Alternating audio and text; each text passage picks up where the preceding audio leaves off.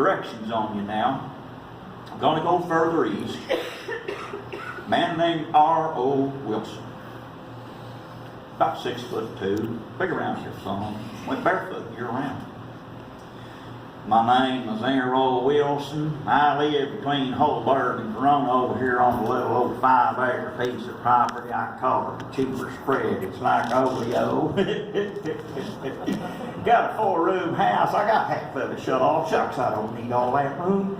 I live by myself. Well, I don't really live by myself, but I don't have no woman. Nobody to live with. Don't have no use for them. Nothing wrong with them. Just don't have no use for them. And I heat the house with an old wood cook stove there. And you know, I could put a pot of beans on, or have a skillet full of fried taters, or maybe even a cake of cornbread once in a while. But that's a lot of work. And I get my water out of an old well out back, pump me a bucket of water, set it on the table. I get me a drink. The chickens can get a drink. I can wash my face about 3 or 4 times a year. You know, you get to where you can't stand yourself, you got to wash other things too. And out back's an old outhouse, got a half moon on the door. I got more than one day to put me a star above that. I thought that was pretty neat. Well, out here in the middle of this big old cheaper spread of mine, I got me an old number 3 wash tub sitting out there. Got a hole in it, won't hold water, won't hold feed. I just turned it upside down, and I go out there and sit on it, and I got an old donkey. That old donkey thinks he's a dog. He comes over and lays his head down on my lap, or he'll stand up and put his head over my shoulder. I'll pet him, and just like you would a dog, and he'll bray and try to talk and follow me down the house and come on in. The chickens don't mind at all. Well, all the neighborhood decided the beans I like donkeys, they'd give me all they could find. Well, the next thing I knew, I had 20 donkeys. What the cat hair am I going to do with that many donkeys? Well, I decided shucks. You know, I've only got 18 of them left now. A couple of them died of old age, I reckon. I just treated them like I did the first one. Go out there and sit on the old wash tub, and they get to fight, push each other around, see who could get up there and get petted and messed with first. I'd go down the house. Shucks, I couldn't let them in the house. Chickens went crazy. They got feathers in my water bucket. Had a natural feather bed, though. I fixed the door so the chickens could get out, but the donkeys couldn't get in. Well, with this many donkeys, I had them so spoiled I couldn't even walk up to neighbors up there to Rain and Beatrice for young and visit them. They'd break that old barbed wire fence and come up there, and they'd leave all their road apples out in the yard. Raymond didn't mind that until he went to mow. That old mower would hit that stuff, and you know those road apples that stuff. I just said something I shouldn't have. It'd make a mess all over that yard. So I got to feel pretty bad about that. And didn't know what in the world I was going to do. And then I'd have to go back home and patch a fence. Now they get cut out on old rusty barbed wire. I got that up there at the junkyard at Mount Vernon. It's cheap. I think it'd been in a fire. It's real brittle. You ever tried to put steeples in an old hedge post with a pair of those fencing pliers? Why, you just mash the fire out of your finger and your thumb. It hurts too. Well, I didn't know what I was going to do. So I was laying there one night real late, back hurting from fixing fence, carrying all the feed for these donkeys. And I decided, okay, I know what I could do to maybe slow them down from breaking that fence. I'll put their feed trough back up in the very corner of this cheaper spread. And I won't feed them the day before I go. I'll have the old Ford pickup sitting down here by the wire gap gate on a rock. Parking brakes never were any good on them old Ford pickups. And I'd go up there and feed them early one morning and run as hard as I could down there and open that wire gap gate, throw it out of the way, back the truck off the rock, hit it in the road, park in the ditch so it wouldn't run away from me. Then I'd have to fasten the gate back. And by this time, they were kind of deciding something was happening, but they were still hungry. They kind of left me alone. Now, a wire gap gate, in case you don't know what that is, you got 2 fixed fence posts. You got barbed wire on one of these, 3 barbed wires about midway across. You got another post that keeps the wires spread out. And then up here by this other end on the floating end of the wire, you got another post that you fasten onto. And you put the bottom of it in a loop on that fixed post. and then you squeeze to get her, drop that loop down on the top to get that gate tight. Donkeys must be pulling those fence posts out, or I'm getting weak. It's getting harder and harder to put that loop on. Guess I could make a longer loop, it'd be easier.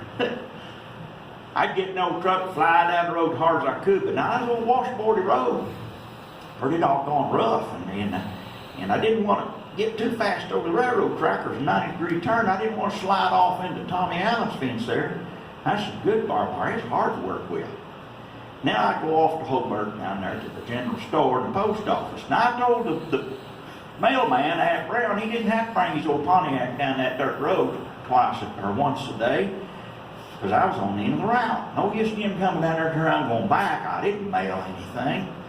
I only got the grit paper once a week, and they could just keep it down there in the post office. Mr. Kirby said that was fine.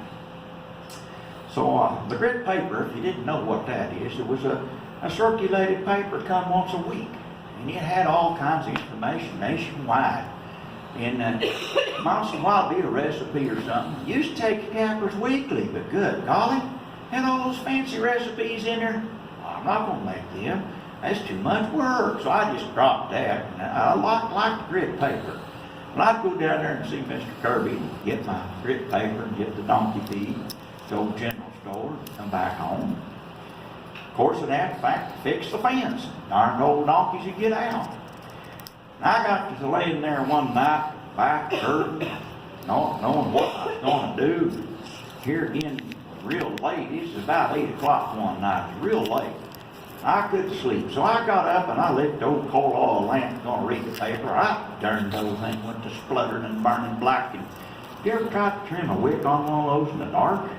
It ain't easy. I got it lit, trimmed up and lit. Oh my, bright. Laid the grit paper down. The first thing I saw was an advertisement about Doan's Pills. Helps with backaches. Well, that's what I need. By golly, I couldn't wait to get back to Hobart to talk to Mr. Kirby, see if he knew anything about it. So sure enough, next trip I went in there, I asked him about Doan's Pills, and he just stood there. I reckon you'll have to go to Mount Vernon to the south side of the square and talk to Miss Moore there at the drugstore. She might know something about it. Well, that meant I had to go to Mount Vernon. Doggone, it's only about 6 or 7 miles, but everybody wanted to go to the main big road.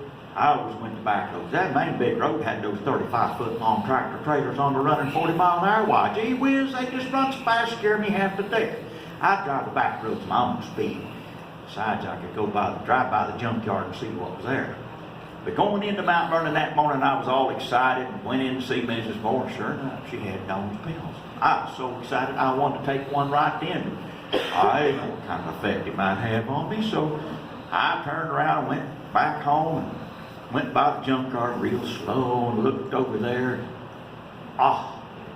There was my answer to keep my donkeys in. There was washers, dryers, refrigerators, cook stoves. And those square water heaters. Now, Raymond Beatrice had one of them in the corner of her kitchen. Darndest cat I'd ever seen. No drawers, no doors on it. Had a real nice top on it. It was a water heater. Who'd have thunk of that? And they're heavy, too. But I'd haul a couple of them home every week, and I'd go out there on the outside of that barbed wire, clean off a level spot, and I'd put it right up against that barbed wire between it and the ditch. I lined the whole front of my piece of property. Neighbors didn't like it, but you know what? I didn't care. Donkeys couldn't get out. They seemed to be happy because I wasn't having to patch them anymore. Well, that allowed me time to get in the old Ford truck and go down to Verona. It's about 6 or 7 miles the other way. And I'd go down there and see old Lefty at Yon Burke Supply. That old windbag and I went to school together. Couldn't stand to see him but about twice a year. He said he told the truth 9 different ways, but before he told a lie, but he never knew what the truth was. So I'd go down there to see what kind of a tall tale he could tell this time, see if I could out-tell him. But I couldn't do it but about twice a year. But that gave me freedom to go, and I'd walk down to Raymond and Beatrice about supper time. You know, it's kind of convenient for me, because if they asked me to stay for supper, why, I couldn't disappoint them. I was more than obliged to stay for supper. She was a good cook. Might have some of those fancy desserts, too. too much for me to make, just too much trouble. So then I could sit around and I could read. I didn't have to patch fence anymore. That was a plus. So I could read the grit paper without having to fool with that old coal oil lamp. I could go to bed without having a backache because I know the bills were working. Well, lo and behold, I found out that the grit paper had more in there than what I thought. Sitting under that old shade tree or reading along there, and the ranchers out west all had big old signs above their gates. The name of their ranch. So I worked on that for about 2 months. Yeah, I can make one then. Took about a month to figure out how to put it up there by myself. And I decided, that I was pretty proud of that. And I backed off over there in a ditch, looked at that, and there was the name of my ranch. Aaron Wilson Farms, home of the Happy Asses. Thank you, folks.